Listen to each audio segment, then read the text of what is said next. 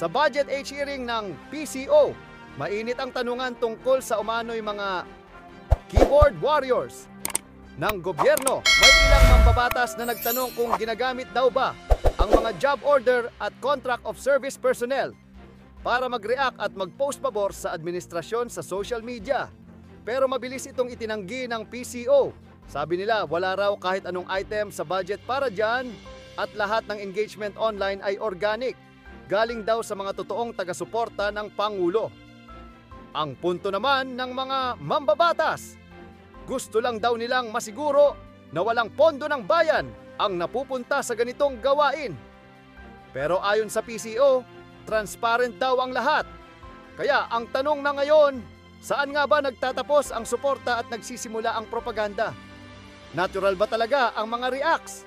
O may organisadong grupo sa likod ng mga post? Ikaw, anong basa mo rito? During the budget hearing for the PCO, sinabi ko baka yung GAO na yan, GAOs na yan pati yung contract of service personnel, ayan yung mga keyboard warriors ng PCO na madiin naman na itinanggi ng ating secretary. Pero ngayon nananatiling mahiwaga sa akin dahil sa aking paniniwala, itong mga job order na ito at mga contract of service ay ginagamit talaga na keyboard warriors para mag-react at mag-comment ng maganda sa mga social media platforms ng administrasyon. Madam Speaker, Your Honor, kahit tingnan niyo po ang budget ng PCO, wala po kayo makikita per line na ganyan po na for keyboard warriors. Lahat po, we still contend that kung ano man po ang nakikitang mga likes, these are organic likers po sa mga social media. Wala rin pong ginagamit ng mga reactors. Alam niyo naman po ngayon, masyadong mainit po ang social media. Kung sa presidente po, sa PCO, marami pa rin naman pong masasabi akong loyalists or talagang nagmamahal po sa ating presidente at naniniwala po sa kanyang administrasyon. So, hindi po yun mga likers po o mga parang reactors po na ginagamit. Machi-check niyo po yan sa item, wala pong ganyan po sa sinasabi niyong mga reactors po, Your Honor. Kayo po ba'y sigurado dyan, distinguished sponsor? Madam Speaker. Madam Speaker, Your Honor, yes po, Your Honor.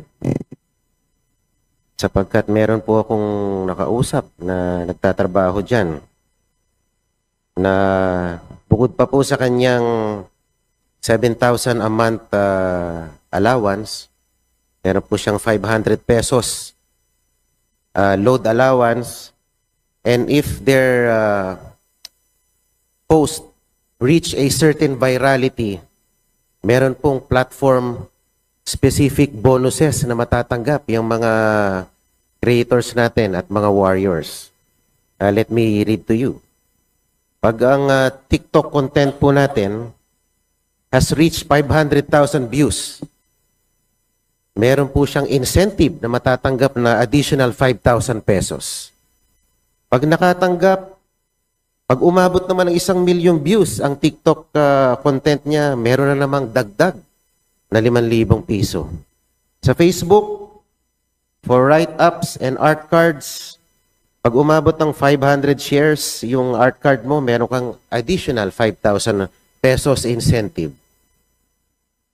For video content, pag umabot ng 500,000 views with 500 shares, meron ka na namang tumataginting na 5,000 piso na pabuya o reward. Sa YouTube naman, maka 300,000 views ka lang, meron ka na namang additional 5,000 pesos na gantimpala. At bukod sa yung 500 peso na allowance sa internet or yung prepaid load nila or whatsoever. Madam Speaker, Your Honor, sinubmit na po namin as requested nung committee hearing. Yan din po ang request nyo, Your Honor, para makita kung ano po specifically ang trabaho ng lahat po ng mga nakapasok po sa Presidential Communications Office. At wala po talaga. We really confirm, wala pong mga ganyan, and masyado pong malaki po ang budget na kakailanganin kung idadagdag pa yan. Sa katunayan po, kulang pa nga po ang meron pong karagdagan pa hong budget sana, kaso hindi na po nag-request. So kung idadagdag pa ho yan, mathematically, kumbaga po, ay talagang hindi naman ho kakasya ang budget kung meron pang mga ganyang mga incentives po ang mga empleyado po doon sa sinasabi niyo po. Madali naman po kasi magsabi na nakapasok po ako sa ganitong ahensya, ganito ho ang trabaho ko, ganito ang sweldo ko. Pero sinabit na ho namin kasi as your request, Your Honor, yung lahat po ng kontrata and job descriptions of all the people na nakapasok po sa PCO po. Your Yung pong 200, thank you, Madam Speaker, distinguished sponsor, yung pong 242 na contract of service at JOs na yan, lahat po yan are housed inside the PCO building? Madam Speaker, Your Honor, yes, Your Honor. Gaano po kalaki yung building ng PCO? Nakapunta na po ako doon, Your Honor. Hindi naman po mga 4-story, hindi naman po mga 5-story, but actually, kaya po nila. They are comfortably there. Hindi po siya gaanong kalawag, pero hindi naman po siya ganon kalaki. It can house It can the house 240. 242. Yes, Your Honor. Sa tingin ko naman po, hindi magkakaproblema ang PCO in terms of budgeting. Dahil ako rin po ay nakatanggap ng impormasyon na buwan-buwan kayo rin po ay nakakatanggap ng mga assistance from different offices. Totoo po ba na meron kayong natatanggap na 5 million buwan-buwan from PCSO? Madam Speaker, Your Honor, wala po. Wala po ang natatanggap ang agency na 5 million from PCSO po, Your Honor. 5 million buwan-buwan po ito Wala po, Your Honor. At bukod pa po dyan, meron pa po kayong natatanggap na 10 million pesos kada buwan from the Office of the First Lady. Madam Speaker, Your Honor, PCO denies that they receive such amount from the Office of the First Lady, Your Honor. At bukod pa po dyan, di pa po tayo natatapos. Meron pa pong 10 million every month na binibigay sa PCO from the Office of the Executive Secretary. Madam Speaker, Your Honor, again, the PCO denies receiving such amount from the Office of the Executive Secretary. Meron din pong nakapagsabi sa akin na meron kayong napakalaking vault sa PCO na lalagyan ng pera. Kung ako po ba'y magpapadala ng tao ngayon dun para mag-inspect for the existence of a big vault na naglalaman at sisidlan ng pera, pwede niyo po bang i-confirm or i-deny ang existence ng vault na yon? Nalalagyan ng pera.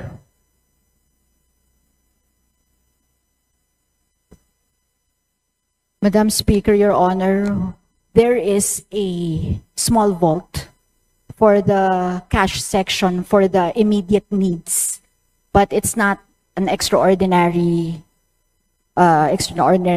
big, like a bank vault type of vault, Your Honor. Kasi po, dun daw sa vault na yun, dun tinatanggap yung mga bonuses ng mga keyboard warriors, ng mga vloggers natin na who have reached a certain virality, dun sila sumasahod. Madam Speaker, Your Honor, the vault is for the finance section, and it's again, it's not an extraordinarily big vault. It's probably in the hip area ko lang po, yung ganun, the usual ones that you can buy in the Ace Hardware or in Sigurado, such. baka po Madam Sponsor, yung nakita nyo lang nasa first to third floor. Pag umakit kayo ng fourth floor, mas malaki yata yung vault dun. Madam Speaker, Your Honor, they deny the existence of such big vault. Yung ano lang po talaga, Your Honor, yung para sa immediate needs, cash vault lang po na for the finance section. Opo. Thank you, Madam Speaker, Madam Sponsor. Kaya hindi ako naniniwalang hindi na mo problema sa pera ang PCO dahil napag-alaman ko rin, if you can confirm, nagme-maintain po tayo ng 4 na head vloggers who are receiving 75,000 pesos monthly. At yung bawat head vlogger na yon ay merong, kumbaga downline o meron siyang sinusupervise na 10 vloggers who receive about 10 to 50,000 pesos allowance depende sa kanilang performance. Would you confirm that, Madam Speaker, Madam Sponsor? Madam Speaker, Your Honor, again, the agency denies that there is an existence of 10 vloggers who earn that much, Your Honor.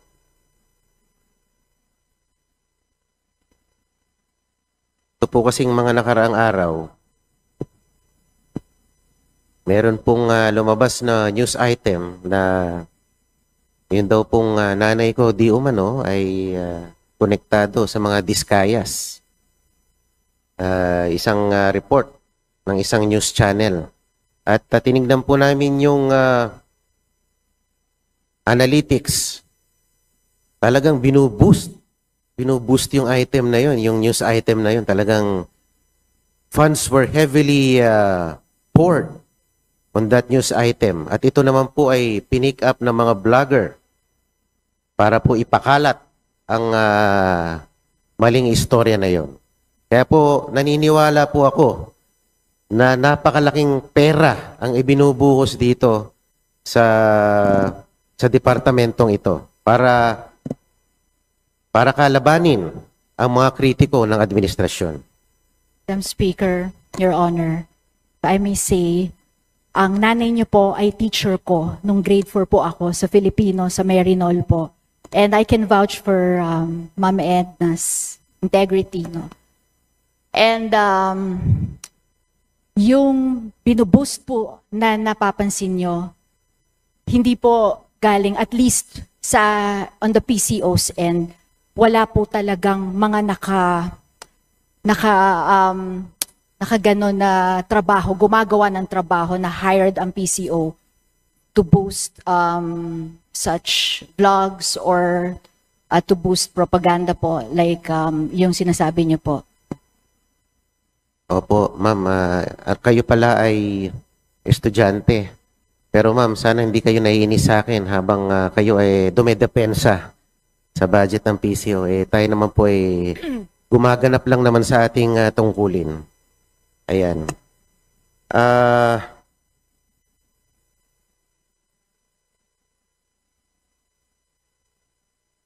Kamakailan, natanong ko rin po sa committee hearing ng public info habang nandun ang mga opisyalis ng PCO na umiikot po ang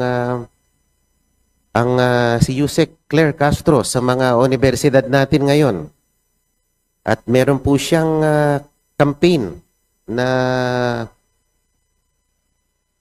nagngangalang Usap Tayo, Bayan Muna, na naglalayon na i-promote ang pagiging mapanuri at maging mapagmatsyag sa pagbasa ng mga social media content, maging matalino. para malaman kung ito ay disinformation o kung ito ay actual facts. Madam Speaker, Your Honor, yes, we confirm that there is such program. Ito po ay part of the FOI campaign that is under the PCO, Your Honor.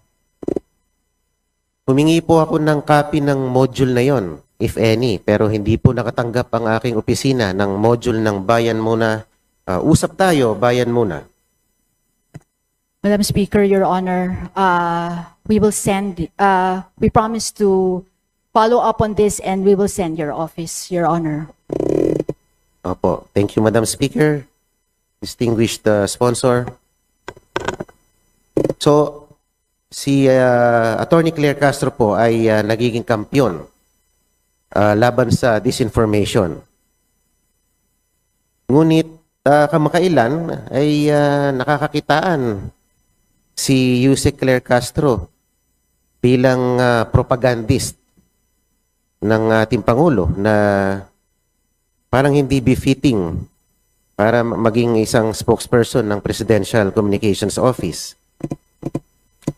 Bigyan ko kayo ng halimbawa, yung drug testing bill ni Senator Robin Padilla. Sabi niya, napakatapang ni Yusek Claire na binansagang unconstitutional agad ang bill na ito na ipinasa sa Senado para sa drug testing. Samantalang sa ating civil service rules, merong mga requirement ang CSC para isailalim sa drug testing ang mga ordinaryong kawani ng gobyerno at mga opisyales ng mga local government units. Kung mga ordinaryong empleyado ng gobyerno ay pwedeng sumailalim sa drug testing, bakit tila baga meron tayong hinaharang na mga malalaking opisyales na mag-undergo ng drug testing? Wala naman yatang masama dito, distinguished sponsor. Your Honor, Madam Speaker, Your Honor, sasagutin po namin doon po sa anggulo nung kay Yusek Claire. Maingat po si Undersecretary Claire Castro. Kada press conference niya po ay talaga sinisiguro niya na meron siyang mga evidence-backed, mga ebidensyang dala-dala bago po siya magbitaw ng kanyang mga press conference dahil alam na alam po ng media na mafa-fact check po niya ng media to kung sinasabi niya po ay may katotohanan or mere propaganda po, Your Honor. Pero, Madam Speaker, Madam Sponsor, kung tutusin, pwede naman maging optional to on the part of the President. Maaari niyang gawin ito ng malaya, di po ba? At hindi na kailangan pang magbitiw ng salita ang ating spokesperson na ang isang panukalang batas ay unconstitutional.